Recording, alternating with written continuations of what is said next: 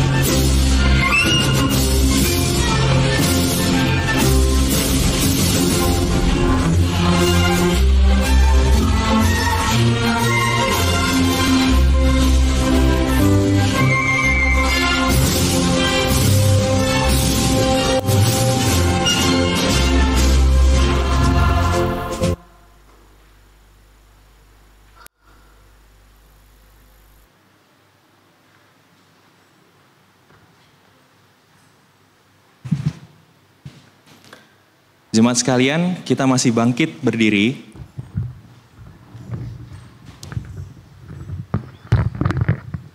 Ya, saya ingin mengucapkan shalom. Ya, sekali lagi, Shalom. Ya, luar biasa. Saya yakin kita semua datang pada malam hari ini itu dengan sukacita untuk memuji dan memuliakan nama Tuhan Yesus. Yang setuju dengan saya boleh lambaikan tangannya. Puji Tuhan, puji Tuhan. Ya, seperti yang kita tahu hari ini itu ada hari spesial. Hari kemerdekaan Indonesia yang ke-80 tahun.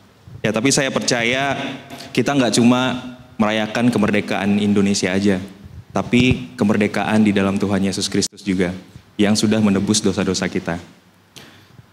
Saya ajak jemaat untuk menyanyikan satu pujian ini. Ini satu lagu kebangsaan Indonesia, Indonesia Pusaka.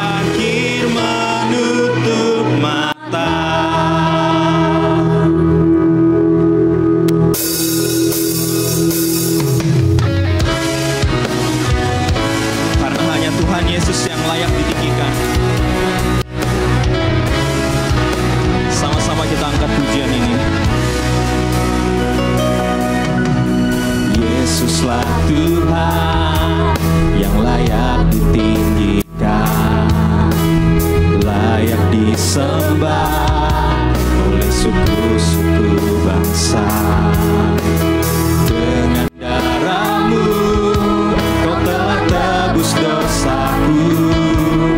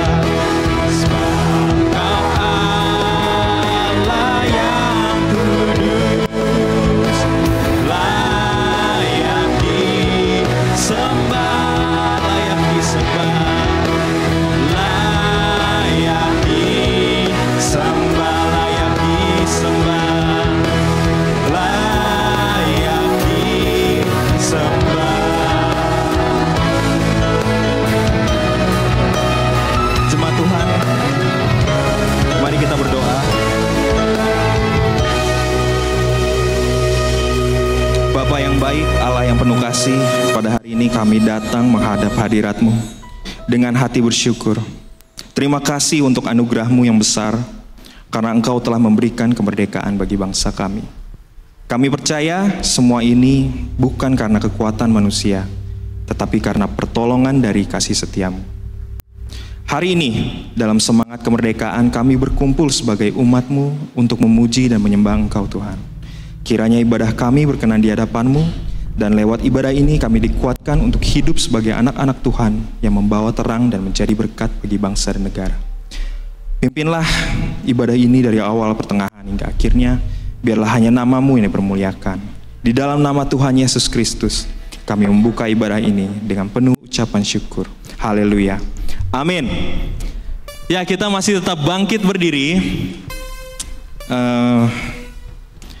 Jemaat, pada hari ini kita akan menyanyikan satu pujian lagi dengan sukacita. Kita percaya bahwa setiap suku, bangsa, dan bahasa akan memuliakan nama Tuhan. Mari dengan sukacita kita naikkan pujian Tiba Saatnya.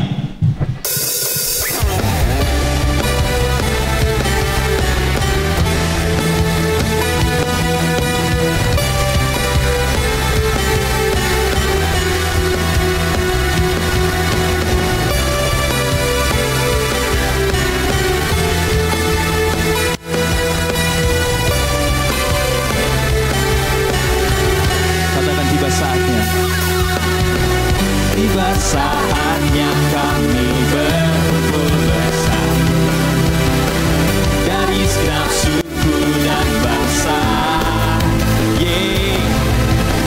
berdiri di hadapan tahta Anak Domba, satu suara menyatakan keselamatan, keselamatan bagi Allah yang duduk dan bertahta. Kami naikkan pada Anak Domba pujian, pujian dan kekuatan, hormat dan kekuasaan, kemuliaan bagi Dia selamanya. Kita nyanyikan pujian ini sekali lagi dengan sukacita.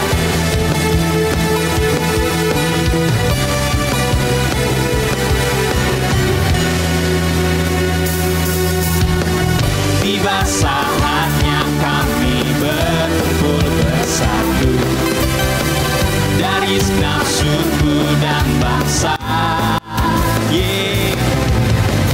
berdiri di hadapan tahta Anak Domba, satu suara menyatakan keselamatan, keselamatan bagi Allah yang duduk dan bertahta.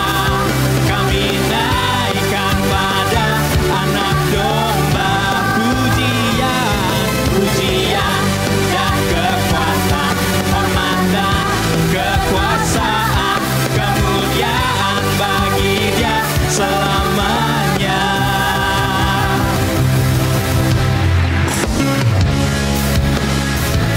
Pemain musik memuji dan memuliakan nama Tuhan.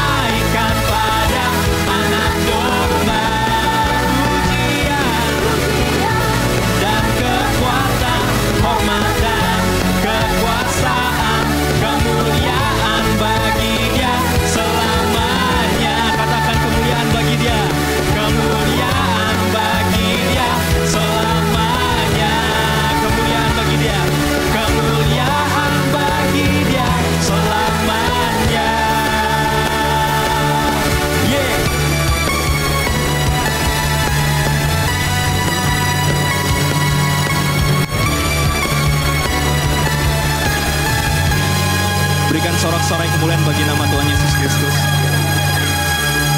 Pada malam hari ini kita akan mendengarkan kesaksian dari perwakilan suku Tionghoa di GKII Jemaat Siloam Tarakan. Jemaat, saya persilahkan duduk kembali.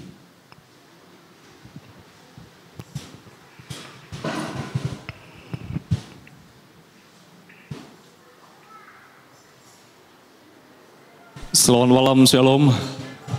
Puji nama Tuhan buat kesempatan yang baik pada malam hari ini untuk kita dapat menaikkan pujian penyembahan kita dalam hadirat Tuhan.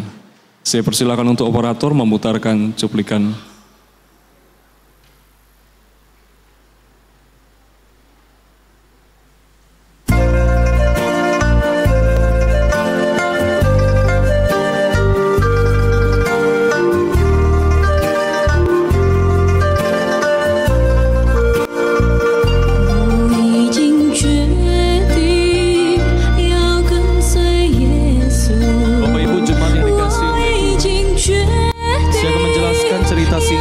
Masuknya suku Tionghoa bisa berada di Indonesia.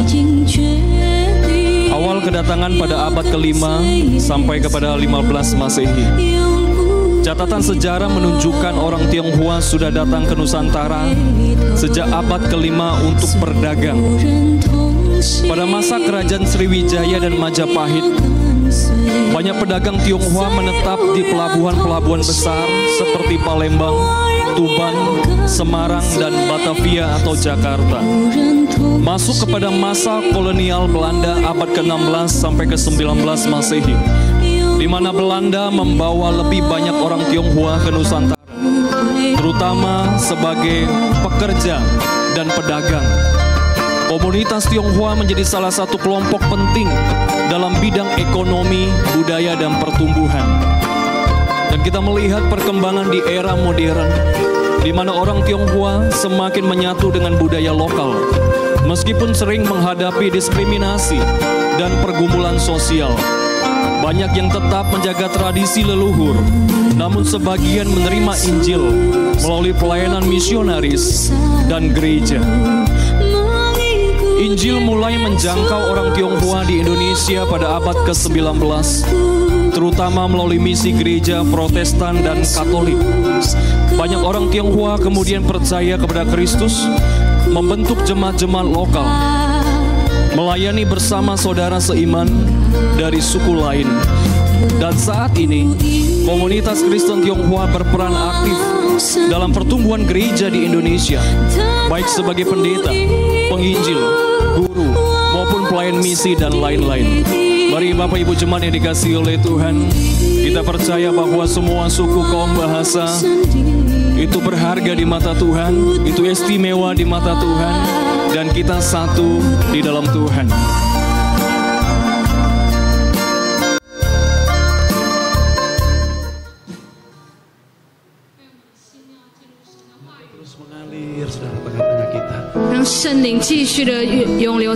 Kalau ada lagu-lagu baru kami nyanyikan, kami perkenalkan. Kami akan menaikkan pujian dengan bahasa Mandarin dengan Kita nyanyikan sama-sama untuk menyenangkan hati Tuhan. Mari perlahan-lahan ikuti. 我有什么能以为怕？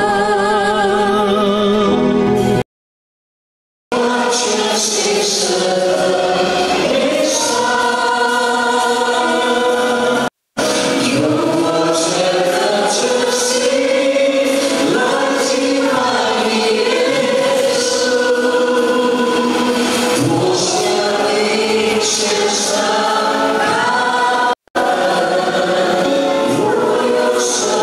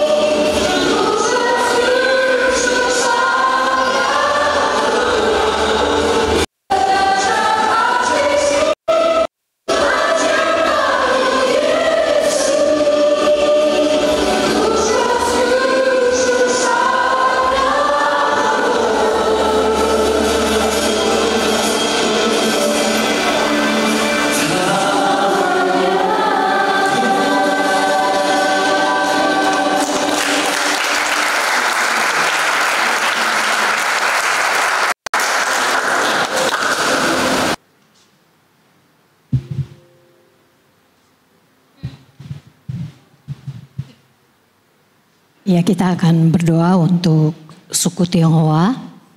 Saya mengajak kita untuk sama-sama berdiri. Saya akan memimpin dalam doa, tetapi saya mengharapkan jemaat Tuhan bersama-sama kita berdoa untuk pokok doa ini. Yang pertama, kita bersyukur atas keberadaan suku Tionghoa di Indonesia sebagai bagian dari bangsa kita yang majemuk. Bersyukur atas kontribusi mereka dalam bidang ekonomi, pendidikan, kebudayaan, dan pelayanan di dalam gereja. Bersyukur karena semakin banyak dari suku Tionghoa yang telah menerima Kristus sebagai Tuhan dan Juru Selamat. Yang kedua, kita berdoa agar suku Tionghoa dipulihkan dari stigma, diskriminasi atau pengalaman pahit di masa lalu. Kita memohon agar mereka dapat hidup dengan identitas yang sehat sebagai warga Indonesia sekaligus anak-anak Allah. Kita berdoa agar gereja dan masyarakat Indonesia lebih terbuka, saling menerima dan menghargai perbedaan. Dan yang terakhir, kita berdoa agar semakin banyak keluarga Tionghoa mengalami pertobatan dan menerima Injil. Berdoa agar generasi muda Tionghoa dipakai Tuhan menjadi saksi Kristus, dan berdoa agar mereka berakar di dalam Kristus, dalam firman Tuhan, dan tidak terikat oleh kepercayaan tradisi yang bertentangan dengan Injil. Mari kita berdoa bersama-sama. Jadi saya berdoa, Bapak Ibu dan saudara-saudara juga berdoa. Mari kita berdoa. Bapa di surga, kami datang kepadamu pada malam hari ini. Kami berdoa Tuhan untuk saudara-saudara kami, suku Tionghoa yang ada di bangsa kami ya Tuhan. Baik yang sudah percaya maupun yang belum percaya. Kami bersyukur Tuhan sebab Engkau telah memanggil mereka. Dari antara suku mereka Tuhan, Engkau telah memanggil dan menyelamatkan mereka. Dan kami bersyukur atas kasih karunia-Mu yang besar bagi suku ini ya Tuhan. Dan kami berdoa Tuhan agar Engkau Tuhan yang terus bekerja di dalam kehidupan mereka. Engkau Tuhan telah memakai mereka dalam berbagai bidang di tengah-tengah bangsa kami. Dalam bidang ekonomi, dalam bidang budaya, pendidikan, dalam pelayanan. Kami percaya Tuhan Engkau telah memakai kehidupan mereka. Dan kami bersyukur atas kehadiran saudara-saudara kami ini di tengah-tengah kami. Dan kami juga berdoa Tuhan pada saat ini Tuhan. Agar Engkau Tuhan yang bekerja atas setiap suku Tionghoa yang ada di bangsa kami ya Tuhan. Engkau mengetahui, Engkau melihat apa yang mereka alami, apa yang mereka rasakan. Setiap pengalaman di masa lalu yang pahit, setiap perlakuan yang tidak adil kepada mereka yang ada di dalam bangsa kami ya Tuhan. Kami mohon pengampunan-Mu Tuhan atas bangsa kami. Kami mohon Kau mengampuni bangsa kami atas setiap hal yang tidak adil yang diperlakukan terhadap suku ini ya Tuhan. Dan kami berdoa Tuhan agar Engkau sendiri yang memulihkan mereka. Pulihkan setiap suku Tionghoa Tuhan, pulihkan hati mereka. Jamah hati mereka. Biarlah hati mereka dipenuhi kasih Kristus. Mereka dimampukan mengampuni orang lain yang bersalah kepada mereka. Mereka dimampukan mempunyai identitas yang sehat. Identitas yang jelas sebagai anak-anak Tuhan. Kami berdoa Tuhan pulihkan kehidupan mereka. Dan kami juga berdoa Tuhan agar Engkau membangkitkan mereka Tuhan. Engkau bangkitkan setiap generasi, baik generasi yang sudah dewasa maupun generasi muda Tuhan. Bangkitkan mereka ya Tuhan. Panggil lebih banyak lagi anggota dari suku Tionghoa ini Tuhan menjadi murid-murid Kristus. Dan kami berdoa Tuhan agar Engkau menjamah hati setiap orang Tionghoa yang belum percaya kepadamu. Lawat mereka dengan kasih-Mu ya Tuhan. Jamah hati mereka Tuhan. Dan kami berdoa agar setiap hal yang masih mengikat dalam kehidupan mereka, baik itu dari kepercayaan mereka yang lama, dari kepercayaan nenek moyang mereka, dari tradisi kebiasaan mereka yang bertentangan dengan firman-Mu, Tuhan lepaskan mereka di dalam nama Yesus. Lepaskan mereka ya Tuhan. Dan kami berdoa Tuhan agar Engkau membangkitkan anak-anak Tuhan dari suku ini. Bangkitkan orang-orang di tengah-tengah bangsa kami ya Tuhan dari suku Tionghoa. Dan pada saat ini kami mendeklarasikan di hadapan Tuhan bahwa kami sebagai anak-anak-Mu dari berbagai suku yang ada di Indonesia ini Tuhan. Kami menerima saudara-saudara kami dari suku Tionghoa dengan segenap hati kami. Kami tidak membedakan mereka dengan siapapun juga. Kami tidak menyebut mereka dengan istilah-istilah yang tidak benar. Tetapi kami mengasihi mereka dengan segenap hati kami. Terima kasih ya Tuhan. Terpujilah nama-Mu ya Tuhan. Kiranya sejak dari hari ini Tuhan, atas negeri kami, benar-benar Tuhan, Engkau yang menghapuskan, meruntuhkan setiap benteng pekerjaan kuasa kegelapan yang menimbulkan rasisme di tengah-tengah bangsa kami. Kau runtuhkan semua itu Tuhan, di dalam nama Yesus. Kami percaya Tuhan malam hari ini sesuatu terjadi atas bangsa kami, khususnya atas saudara-saudara kami dari suku Tionghoa. Terima kasih Tuhan. Ini doa kami. Kami naikkan dengan iman, dengan kasih, dengan pengharapan yang tertuju kepada Engkau. Kami percaya Engkau menjawab doa kami. Di dalam nama Yesus kami sudah berdoa dan mengucap syukur. Amin. Silakan jemaat duduk kembali.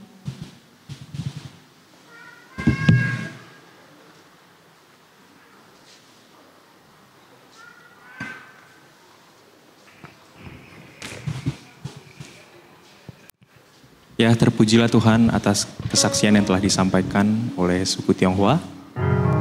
Saudara yang terkasih, tiba saatnya kita akan mendengarkan firman Tuhan.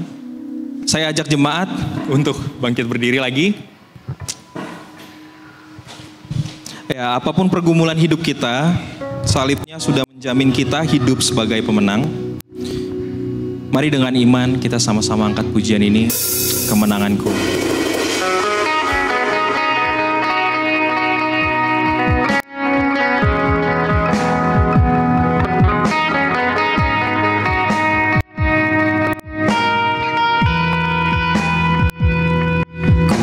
Takut masa depan, berani berharap Kau berkuasa dalam hidupku. Ku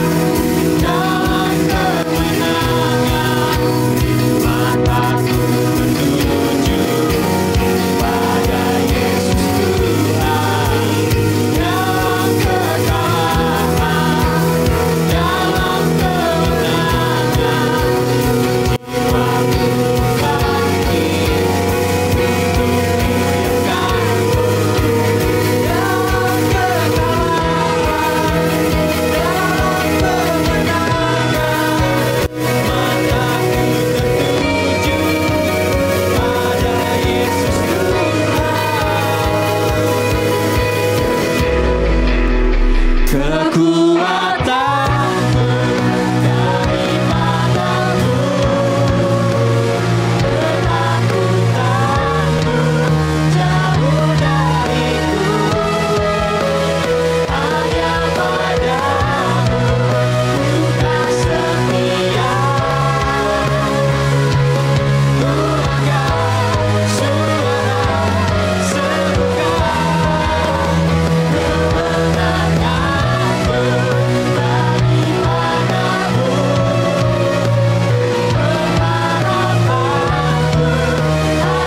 dalam-Mu, setiap langkahku akan bersorak gagahmu,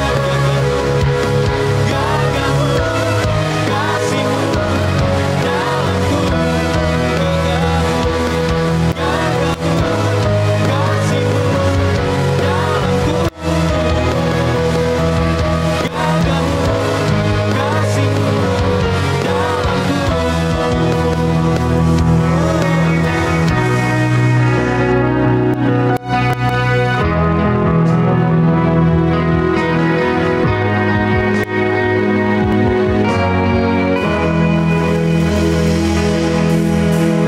Kita berdoa. Bapa di surga, ini kami Tuhan anak-anak-Mu. Kami ada di dalam hadirat-Mu malam hari ini. Dan kami mau membuka hati kami. Mengizinkan Roh Kudus untuk bekerja. Mengajarkan kepada kami pengertian-pengertian yang berasal dari hati-Mu. Mengajar kami akan kehendak, akan rancangan-Mu ya Tuhan. Dan kami persilahkan Roh Kudus untuk mengajar kami, untuk mengoreksi kami, untuk membentuk hati kami menjadi seperti yang Engkau harapkan. Terima kasih Tuhan, pimpin dalam sepanjang pemberitaan firman-Mu. Dari awal sampai dengan selesai Tuhan, Engkau yang memimpin, Engkau yang berbicara, dan Engkau yang menjamah bekerja dalam hati kami semua. Terima kasih Tuhan, di dalam nama Tuhan Yesus kami sudah berdoa. Amin. Silakan jemaat duduk kembali.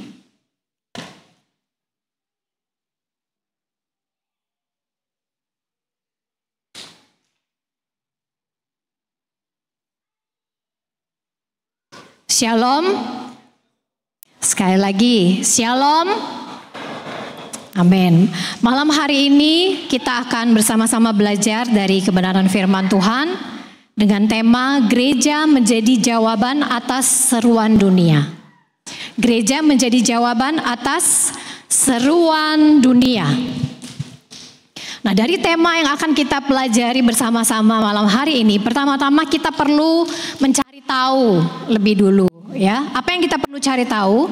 Kita perlu mencari tahu bagaimana sebenarnya keadaan dunia. Bagaimana keadaan dunia saat ini. Jadi sebelum kita menjawab tema ini, yaitu menjadi jawaban, kita harus tahu dulu bagaimana keadaan dunia pada saat ini. Saya mengajak kita untuk membuka dari Yesaya pasal 60 ayat yang kedua. Yesaya 60 ayat yang kedua, kita akan membacanya bersama-sama.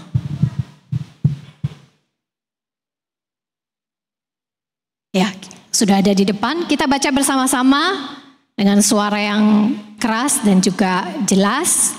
1, 2, 3. Sebab sesungguhnya kegelapan menutupi bumi dan kekelaman menutupi bangsa-bangsa.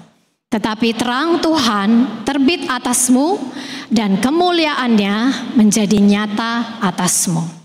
Kita baca lagi dari satu bagian 1 Yohanes pasal 5 ayat 19 sampai ayat yang ke-20. 1 Yohanes pasal 5 ayat 19 sampai 20.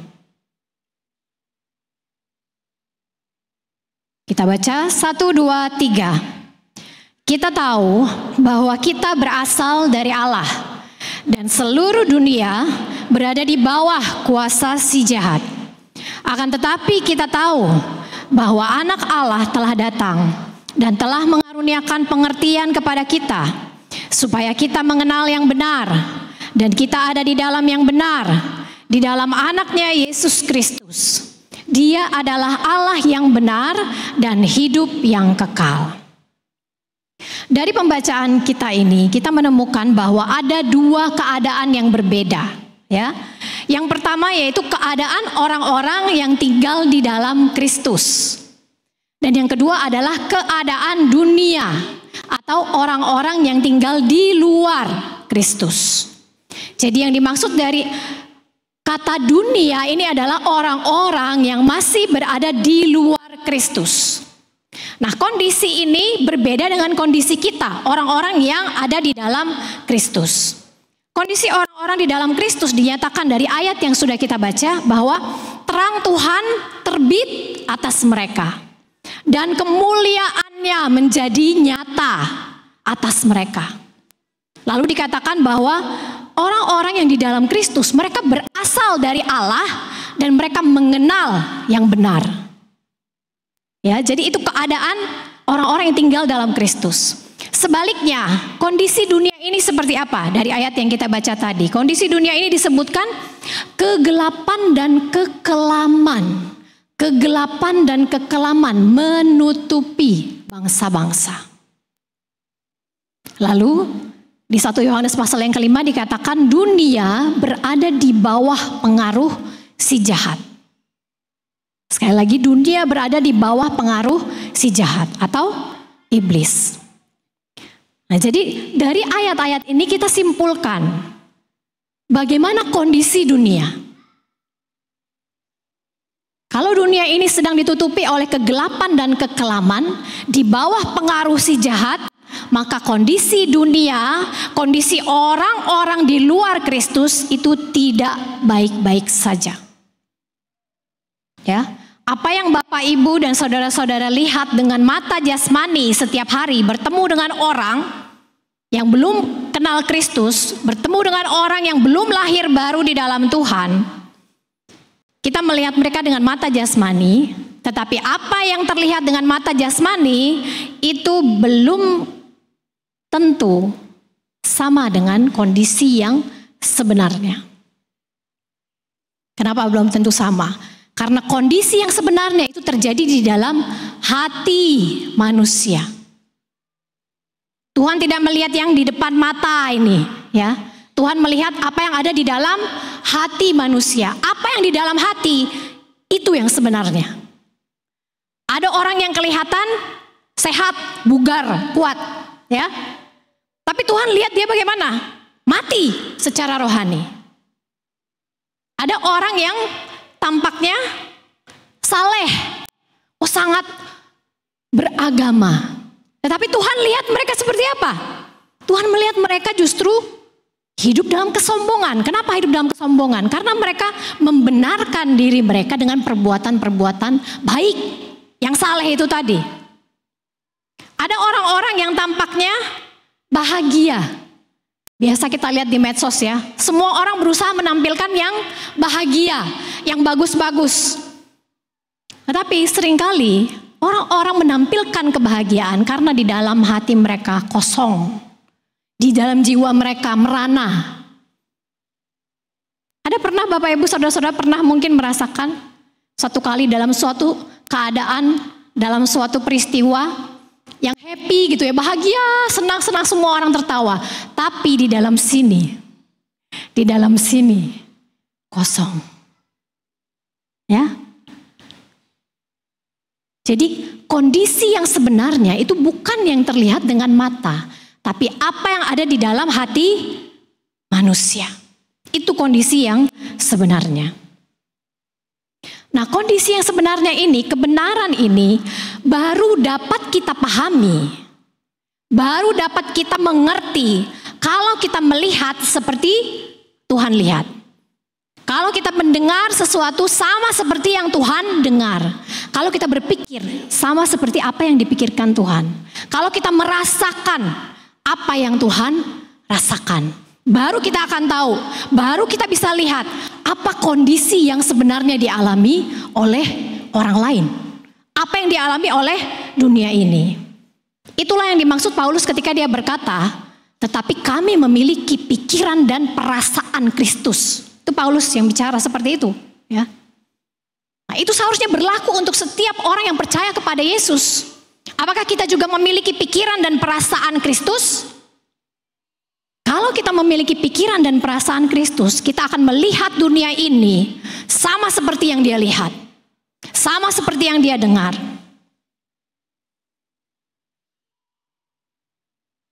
Pertanyaannya adalah, apakah gereja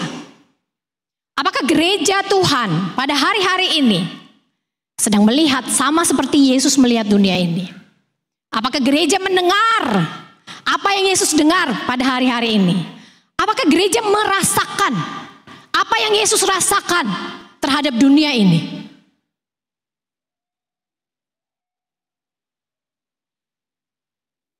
Ketika saya merenungkan pertanyaan ini, saya teringat dengan satu peristiwa di mana murid-murid Tuhan Yesus, ya, bersama dengan Tuhan Yesus lagi tidur. Mereka ada dalam perahu. Lalu murid-murid ini bersama dengan Tuhan Yesus mengalami badai, mengalami angin ribut, sehingga perahu mereka hampir tenggelam. Pada saat itu murid-murid ini berseru, ya, mereka berteriak, "Guru, tolonglah, kita binasa," gitu ya. Mereka berusaha bangunkan Yesus. Di dalam perikop yang lain dituliskan seperti ini, "Guru, tidakkah engkau peduli jika kita binasa?" Jadi mereka berteriak-teriak seperti itu kepada Yesus. Lalu apa yang terjadi? Apakah Yesus tetap tidur?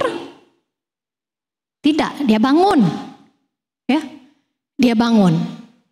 Artinya Yesus peduli. Apa yang dia lakukan? Dia bangun. Dia menghardik angin ribut itu, dia menghardik badai itu. Dan seketika itu juga badai itu lenyap. Tuhan peduli apa yang terjadi dengan murid-muridnya. Tetapi yang terjadi di tengah dunia ini, yang kita bahas malam hari ini bukan soal badai di danau atau badai di laut. Tapi ini tentang badai dosa dan kejahatan yang hendak membinasakan semua umat manusia. Sekali lagi, saya tegaskan, ini adalah badai dosa dan kejahatan yang hendak membinasakan semua umat manusia. Apakah kita mendengar jeritan dan seruan dunia ini?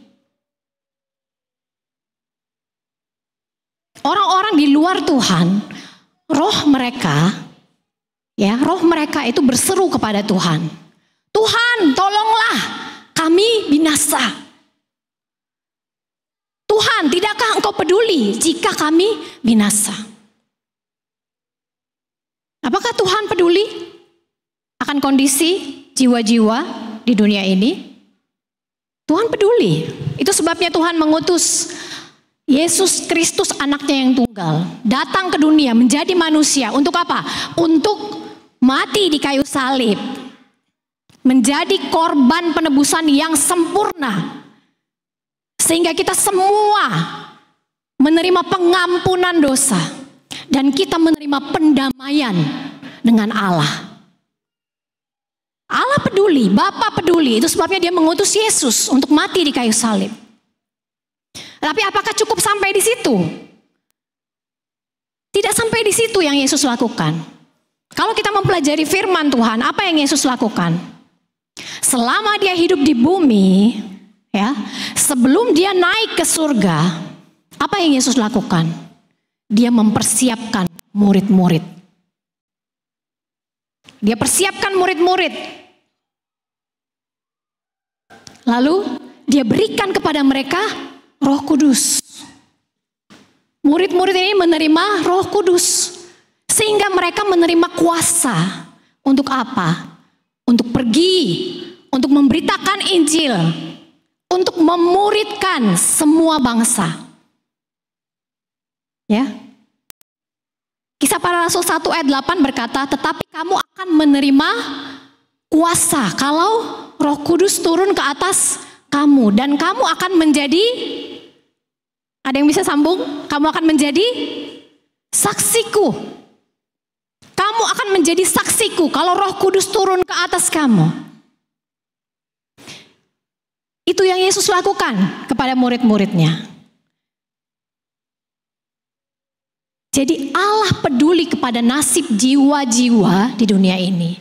Kepedulian Allah Dia tunjukkan dengan jalan Dia memberikan murid-murid. Ya. Ya, dengan kata lain, kehadiran murid-murid Kristus di dunia ini adalah jawaban Tuhan bagi seruan minta tolong dunia ini. Sekali lagi, kehadiran murid-murid Kristus di tengah dunia adalah jawaban Tuhan bagi seruan minta tolong jiwa-jiwa yang ada di dunia ini. Saya mengajak kita untuk membaca dari Matius pasal yang kelima ayat 13 sampai 16. Ya, kita baca bersama-sama. 1, 2, 3. Kamu adalah garam dunia. Jika garam itu menjadi tawar, dengan apakah ia diasinkan? Tidak ada lagi gunanya selain dibuang dan diinjak orang. Kamu adalah terang dunia. Kota yang terletak di atas gunung tidak mungkin tersembunyi. Lagi pula, orang tidak menyalakan pelita lalu meletakkannya di bawah gantang, melainkan di atas kaki dian, sehingga menerangi semua orang di dalam rumah itu. Demikianlah hendaknya terangmu bercahaya di depan orang, supaya mereka melihat perbuatanmu yang baik dan memuliakan Bapamu yang di sorga. Berdasarkan ayat-ayat yang kita baca ini, murid-murid Kristus yang menjadi jawaban Tuhan atas seruan dunia ini, mereka itu diberikan tugas untuk menjadi garam dan terang di tengah-tengah dunia ini. Garam dan terang, dengan kata lain, itu adalah sebutan untuk saksi Kristus. Ya, jadi garam dan terang itu sebutan lain dari saksi Kristus. Tadi di ayat yang kita baca mengatakan kalau garam itu sudah menjadi tawar, kalau pelita itu ditaruh di bawah gantang, jadi ada wadah, ada pelita, tutupin itu pelitanya, gitu ya. Apakah itu berguna? Kalau garam sudah jadi tawar, berguna? Tidak. Kalau pelita ditutupin, padahal nyala nih pelitanya, tapi ditutup. Berguna dia? Tidak. Nah, jadi ini merupakan gambaran, ya. Garam yang menjadi tawar, pelita yang ditutupi gantang adalah gambaran dari orang-orang yang hanya mengikuti Yesus, tetapi mereka tidak hidup menjadi saksi Kristus. Saya ulangi sekali lagi ya. Ini adalah gambaran dari orang-orang yang hanya ikut Yesus, tetapi tidak hidup menjadi saksi Kristus. Adakah orang-orang yang seperti ini? Ada. Pada zaman Tuhan Yesus hidup, berapa banyak orang yang ikut-ikut dia? Itu namanya pengikut. Kemana dia pergi, ikut mereka. Kemana ada berita, oh nanti Yesus akan mengajar di kota A, pergi mereka ke sana. Ya. Bahkan dalam firman Tuhan dicatat Tuhan Yesus pernah memberi makan berapa orang? 5.000 orang. 5.000 orang itu baru yang laki-laki. Tidak dihitung perempuan, tidak dihitung anak-anak. Kalau misalnya ada perempuan dan ada anak-anak mungkin bisa 15.000. Apakah pengikut Yesus itu banyak? Banyak. Yesus ini public figure pada zamannya. Banyak yang mau ikut dia. Di situ ada seorang guru, pengajarannya bagus. Ayo kita pergi dengar. Ya. Oh, dia juga membuat mujizat, tanda-tanda yang ajaib. Ayo kita pergi ke sana, kita lihat. Oh, dia pernah kasih makan 5.000 orang. Apakah Tuhan Yesus hanya satu kali kasih makan orang, 5.000 orang? Tidak. Ada lagi dia kasih makan orang lagi. Bukan hanya satu kali itu aja dikasih orang makan ya. Jadi ada orang-orang yang pergi, kenapa? Biar kita dapat makan. Biar kita dapat makan gratis. Siapa yang tidak mau kalau ada makan gratis ya? Semua orang akan pergi ke situ. Itu namanya pengikut. Itu namanya fans berat. Apakah Yesus punya fans berat banyak di dunia ini? Banyak, Bapak Ibu. Contoh orang jadi fans berat itu apa? Kalau Yesusnya dicela, wah dia ngamuk. Dia bisa angkat parang kalau Yesusnya dicela. Itu fans. Kalau saksi Kristus, dia tidak angkat parang. Tapi kalau fansnya Kristus, penggemar beratnya, dia akan bela idolanya mati-matian. Ya. Tapi orang yang jadi murid, yang jadi saksi Kristus, dia hidup sama seperti Kristus hidup. Apa yang Yesus ajar, dia ikuti, dia lakukan.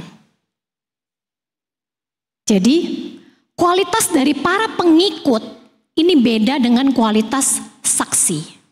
Dengan kata lain, beda antara kualitas pengikut dengan kualitas murid. Orang yang menjadi saksi harus jadi murid Kristus dulu. Tidak bisa dia dari orang yang penggemar berat. Kalau dia hanya penggemar berat berhenti sampai situ, tidak pernah memberi diri mau menjadi murid Kristus, rela menyangkal diri, pikul salib, ikut Yesus setiap hari. Itu kriteria murid Kristus. Jadi kalau cuma ikut-ikut saja, ada ibadah di sana Yesus bikin, pergi, ya.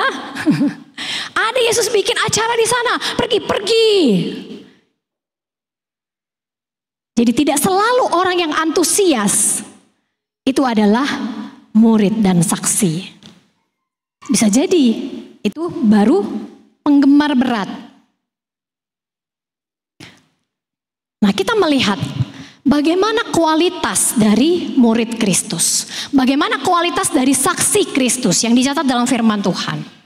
Di dalam Kisah Para Rasul dicatat bahwa ada dua hal utama yang dilakukan oleh para murid.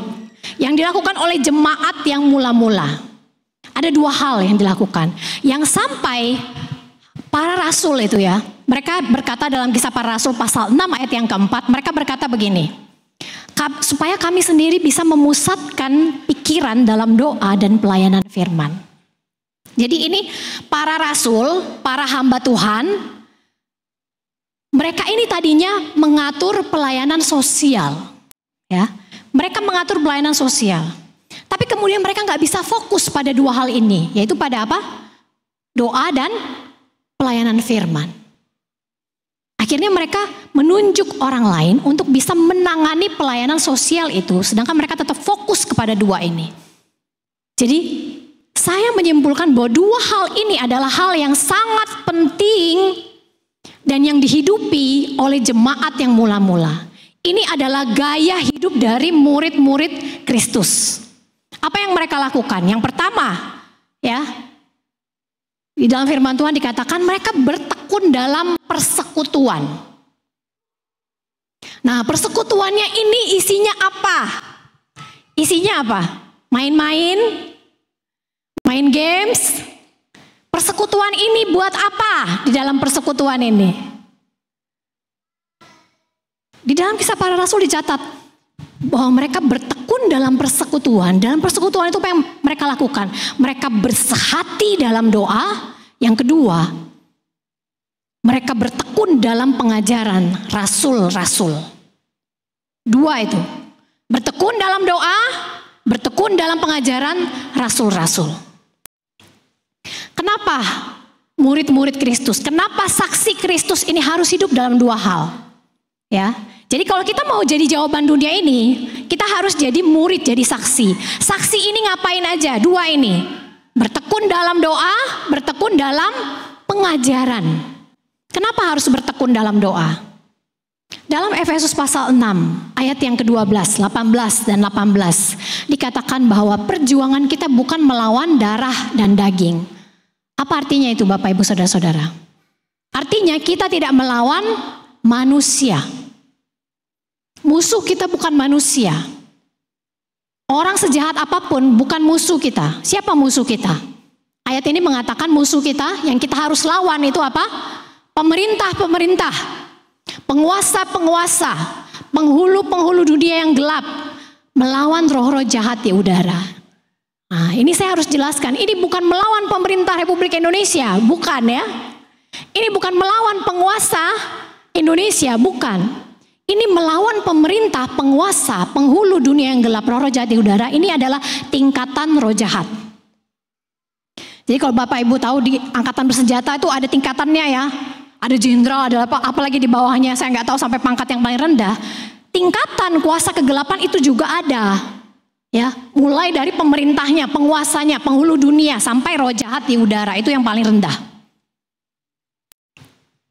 Jadi saya sudah pernah menjelaskan di pemuda gitu ya. Kalau ada yang pernah dapat penampakan,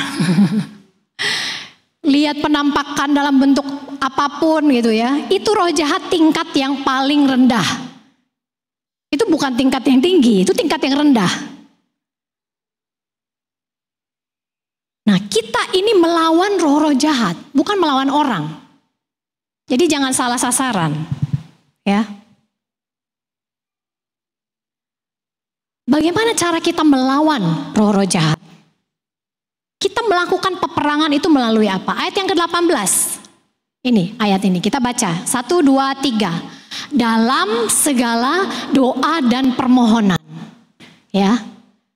Sampai situ dulu. Jadi sebelum ayat ini itu ada disebutkan, kenakan selengkap senjata Allah, kenakan baju zirah keadilan, ikat pinggang kebenaran, kasut kerelaan memberitakan Injil, perisai iman, pedang roh, itu yang kita kenakan. Satu lagi ketopong keselamatan. Nah, itu semua perlengkapan senjata Allah itu kita kenakan ya. Di dalam apa? Dalam doa dan permohonan yang kita hidupi setiap hari. Jadi Bapak Ibu Saudara harus tahu, hidupmu dari pagi sampai malam itu adalah suatu doa. Kapan kita bisa berhenti berkomunikasi dengan Tuhan?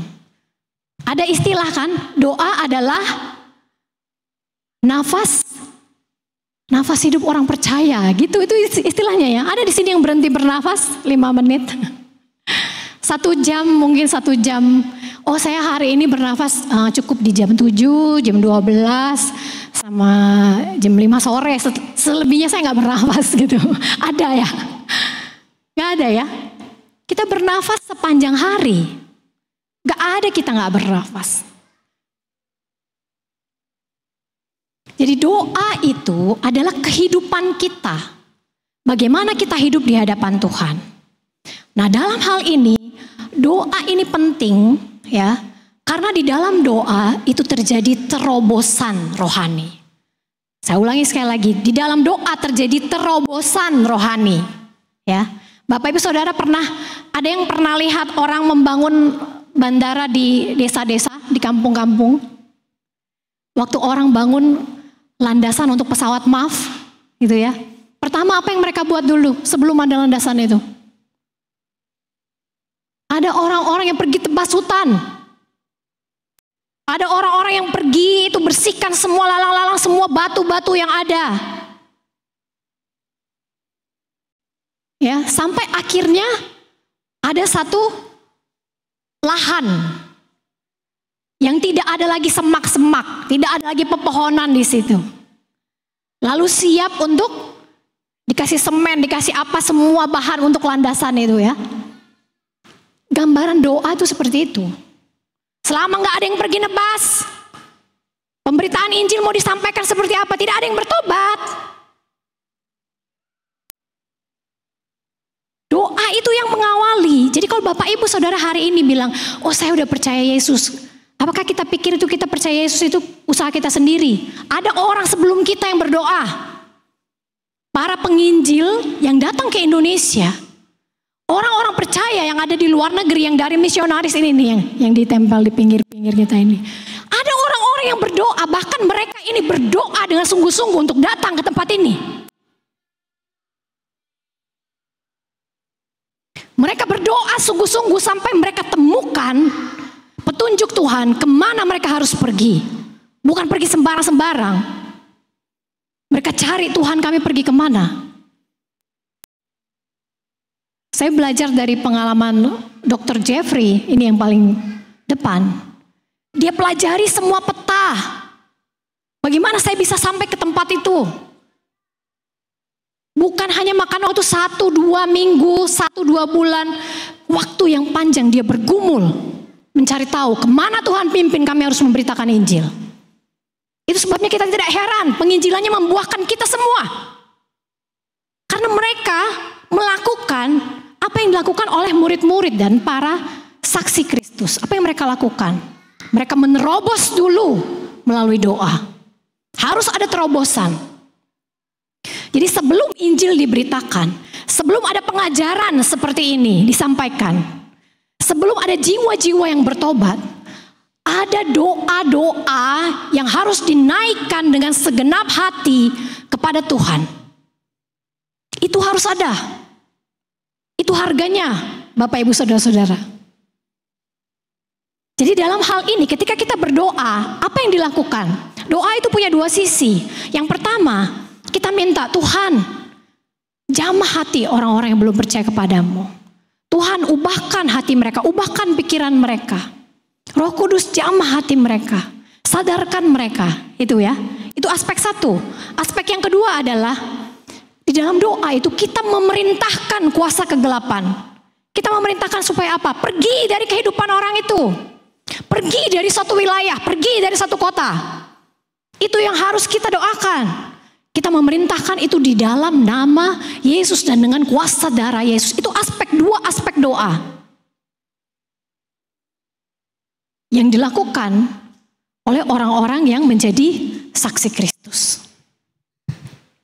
Nah, jadi kalau kita memahami ini, saya sangat yakin tidak ada satu orang pun yang akan mengabaikan ketika ada ajakan, ayo kita berdoa. Ayo kita hadir di ibadah doa. Ada pengumuman mitra doa Siloam. Kita tidak akan abaikan itu kalau kita tahu itu adalah sarana Tuhan untuk menerobos. Ya, di tempat-tempat yang gelap. Nah, itu bagian yang pertama. Bagian yang kedua yang dilakukan oleh murid-murid Yesus adalah bertekun dalam pengajaran. Ya, kenapa sih harus bertekun dalam pengajaran? Kalau Bapak, Ibu, Saudara-saudara tidak diajar, ya, tidak dibimbing, bisa nggak memuridkan orang lain? Bisa? Nggak bisa ya, udah geleng-geleng kepala. Kenapa perlu tekun dalam pengajaran? Kalau kita tidak diajar, kalau kita tidak bersedia belajar tentang jalan-jalan Tuhan dan kehendak Tuhan, kita tidak akan bisa memuridkan orang lain. Jadi harus kita dulu, saya mau jadi murid, saya mau belajar, Tuhan ajar saya Tuhan. Saya tidak paham ini, saya pergi sama hamba Tuhan, saya tidak paham ini, tolong ajari saya gimana ya. Orang-orang yang memberi dirinya untuk belajar dan diajar oleh Tuhan, mereka akan mengenal Tuhan dan jalan-jalannya. Nah, dalam hal belajar ini berlaku satu bagian firman Tuhan. Nah, ayat yang terakhir kita baca sama-sama dari Matius 5 ayat 6. Matius pasal yang ke-5 ayat yang ke-6.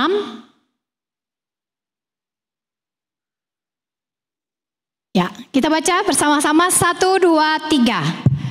Berbahagialah orang yang lapar dan haus akan kebenaran, karena mereka akan dipuaskan. Sekali lagi, berbahagialah orang yang lapar dan haus akan kebenaran, karena mereka akan dipuaskan. Apa artinya dipuaskan? Kalau kita lapar dan haus akan kebenaran, maka Tuhan akan isi kebenaran itu sampai penuh dalam hidup kita. Itu namanya puas. Ya, jadi kalau kita mau belajar dari Tuhan, minta gini, Tuhan, saya mau belajar dengan hati yang lapar dan haus akan Tuhan. Tuhan, aku mau belajar. Baru diisi penuh.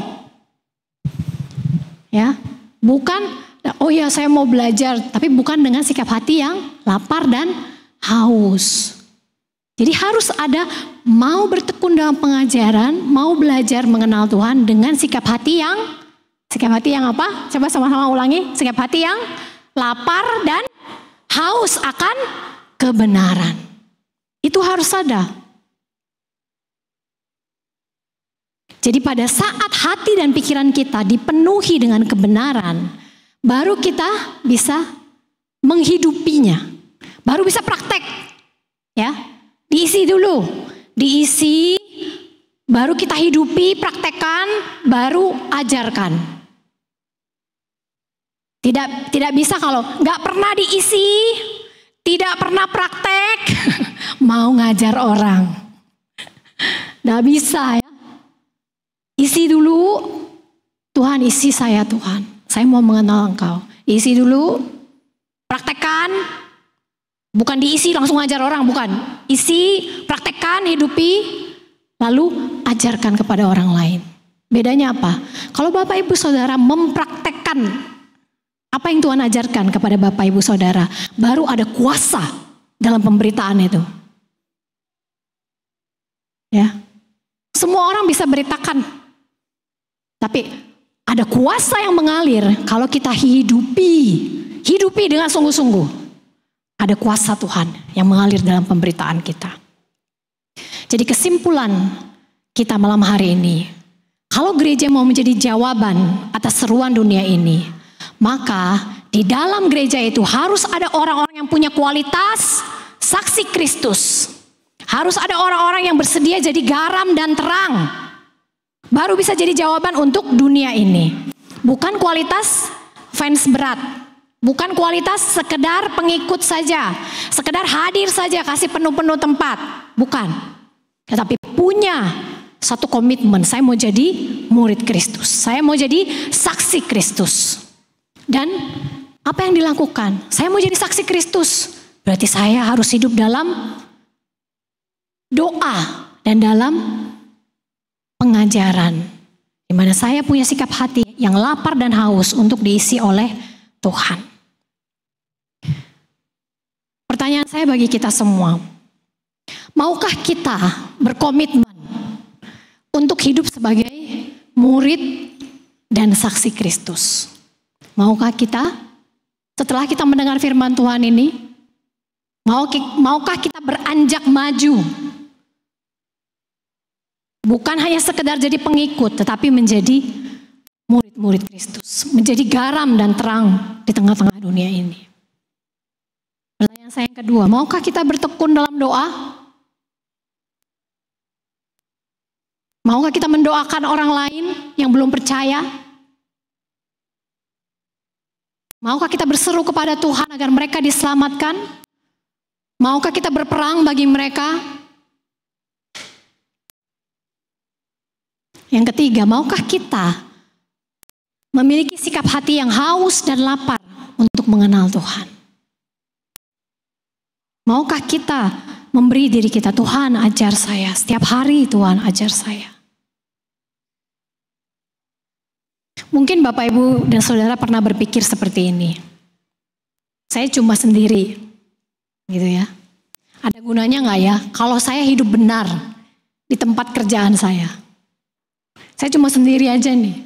Ada nggak gunanya kalau saya hidup benar, hidup jujur gitu? Ada nggak gunanya?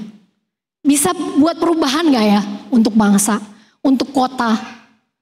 Saya cuma sendiri. Mungkin kita pernah berpikir seperti itu.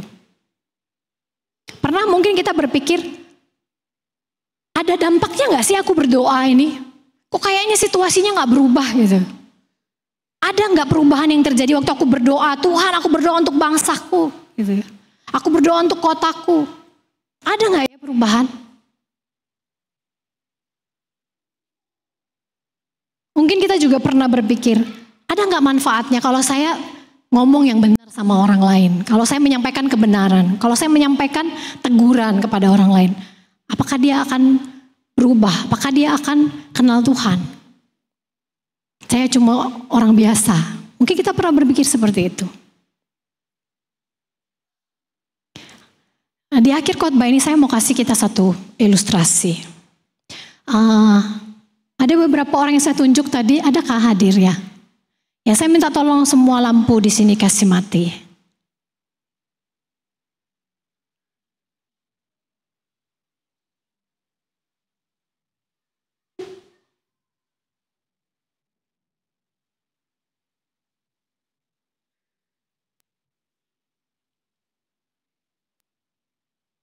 Ya, kita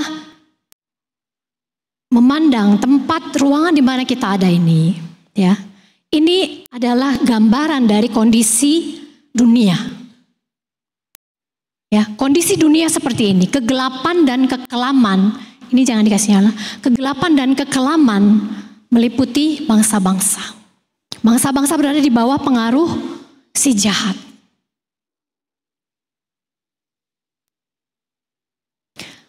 adakah gunanya kalau ada satu orang murid Kristus, di mana terang Tuhan bercahaya dalam kehidupannya?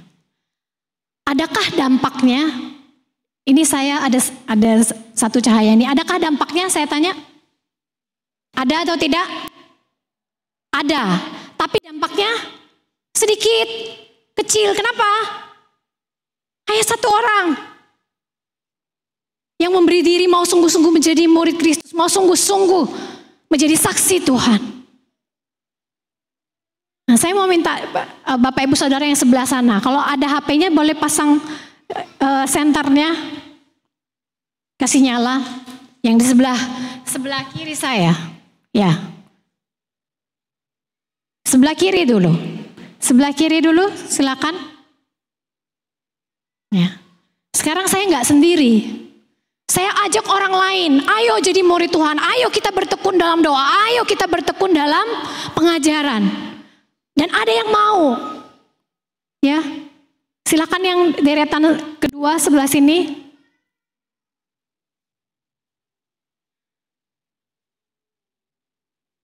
Ya, silakan yang sebelah sini sampai yang sebelah sana semua. Kalau ada yang bisa kasihnya lah senternya. Apakah dampaknya masih kecil? Ini sudah dampak yang lebih besar. Jadi Bapak Ibu Saudara, jumlah murid-murid Kristus dan saksi Kristus harus bertambah. Harus bertambah. Saya minta lampu dinyalakan. Ketika jumlah murid Kristus bertambah, ya, bertambah di satu kota, bertambah di satu bangsa. Ketika jumlah murid Kristus bertambah, Tuhan sendiri akan melawat. Ya, jadi kalau sudah cahaya seperti ini gambaran ketika Tuhan melawat kota-kota, ketika Tuhan melawat satu bangsa. Ketika dia melihat ada murid-murid Kristus yang sungguh-sungguh meminta, Tuhan lawat bangsa saya, lawat kota saya. Maka akan terjadi bukan hanya 1-2 orang, bukan hanya belasan orang yang percaya, tapi satu kota dimenangkan bagi Tuhan, satu bangsa dimenangkan bagi Tuhan. Apakah itu mustahil? Bagi Tuhan tidak ada yang mustahil. Amin. Bagi Tuhan tidak ada yang mustahil. Saya tidak bicara soal hal jasmani, saya bicara soal hal rohani. Bagi Tuhan tidak ada yang mustahil. Apakah kita menginginkan? Kita hanya menginginkan keluarga kita saja yang selamat? Tidak boleh. Inginkan satu kota, inginkan satu bangsa. Di malam hari ini, ketika kita memperingati kemerdekaan bangsa kita yang ke-80, apa hadiah yang Bapak Ibu Saudara bisa berikan bagi Kristus? Ya. Jadilah murid Kristus, jadilah saksinya. Jadilah orang-orang yang bertekun dalam pengajaran, bertekun dalam doa. Maka saudara-saudara akan menjadi orang-orang yang membawa jiwa-jiwa, bukan hanya sedikit, tetapi satu kota, satu bangsa. Itu yang disebut kebangunan rohani. Dan itu yang menjadi visi yang Tuhan taruh di hati saya. Yang sejak saya kuliah itu tidak pernah berhenti. Setiap kali saya mulai merasa Tuhan, saya merasa sendiri. Tuhan, saya melihat kondisi Indonesia, mengapa seperti ini? Tetapi pada saat itu Tuhan mengingatkan saya bahwa ketika saya setia dalam satu perkara yang kecil, Tuhan akan melakukan sesuatu dan Tuhan akan menambahkan orang-orang yang lain. Cepat atau lambat Tuhan akan menambahkan bilangan orang-orang yang mau menjadi murid dan saksi Kristus. Dimulai dari mana? Dari gereja ini. Adakah orang-orang itu di gereja ini? Saya sangat percaya bahwa Tuhan akan mengadakan suatu kebangunan rohani yang besar atas kota-kota dan atas bangsa kita. Dan saya berharap kita semua menjadi bagian dari apa yang sedang Tuhan inginkan, apa yang Tuhan rindukan, apa yang Tuhan rancangkan. Mari kita berdoa.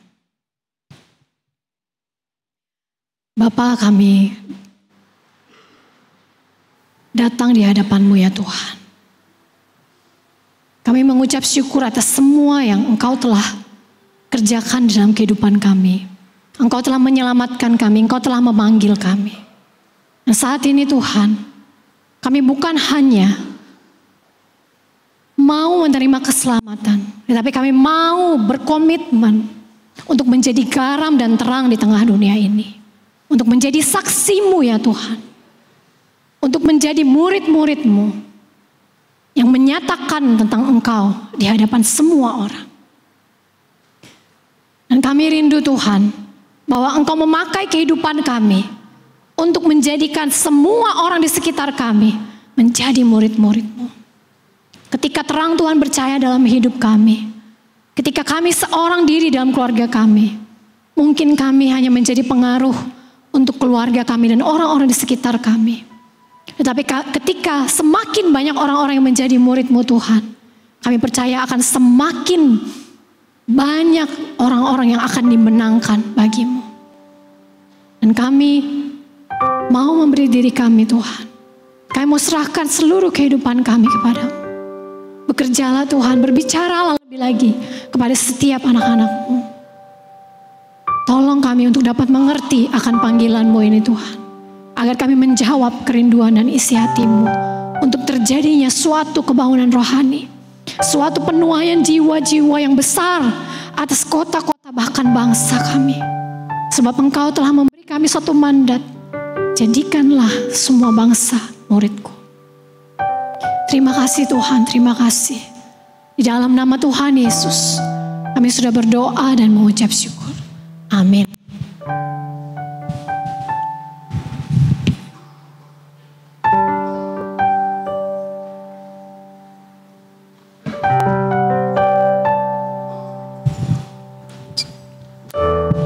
Ya, puji Tuhan atas firman Tuhan yang telah kita dengar. Biarlah kita jangan hanya menjadi pengikut, tapi mari kita menjadi murid dan saksi Kristus. Ya, kita mau nyatakan iman kita melalui persembahan dan pujian kita kepadanya. Sembari persembahan dijalankan oleh yang bertugas, mari kita nyanyikan lagu wajib di bulan Agustus ini, yaitu nyanyian Kemenangan Iman nomor 225, nyanyian pengutusan Injil.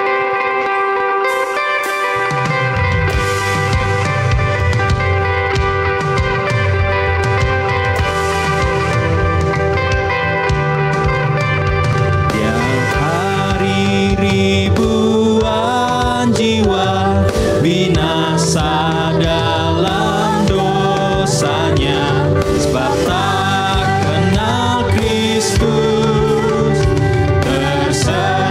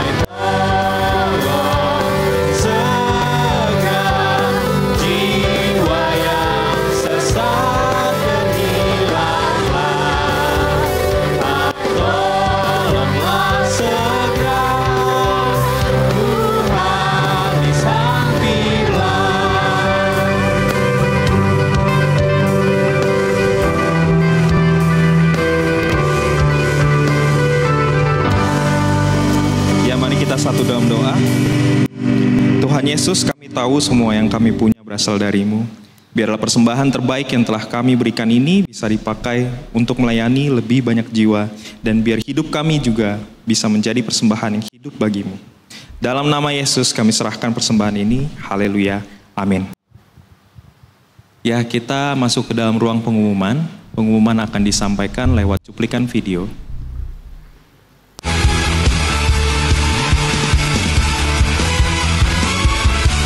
Shalom, selamat hari Minggu, selamat beribadah untuk kita semua hari ini. Senang bisa bertemu dengan Bapak Ibu, saudara pada kesempatan hari ini. Dan selamat beribadah di Gereja Kemah Injil Indonesia, Jemaat Siloam Tarakan, gereja yang memberi kehidupan.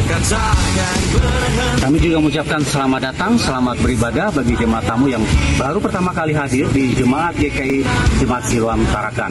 Dan kami mengucapkan selamat beribadah juga bagi jemaat yang pada saat ini mengikuti ibadah secara online, ya live streaming di YouTube channel GKI Jemaat Siloam Tarakan. Kami juga mengucapkan terima kasih banyak untuk tim pelayanan yang sudah melayani hari ini.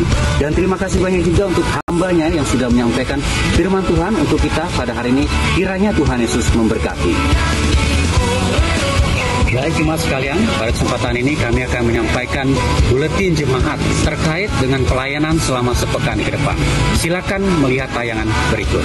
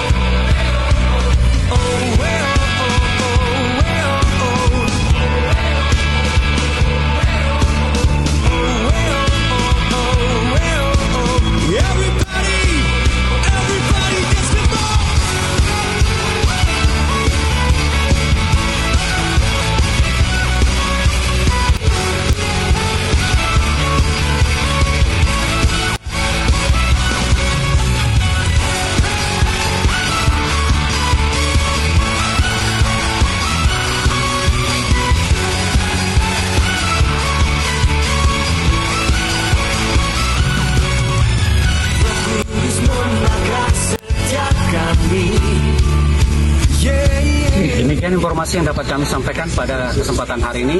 Atas perhatiannya kami ucapkan terima kasih. Tuhan Yesus memberkati.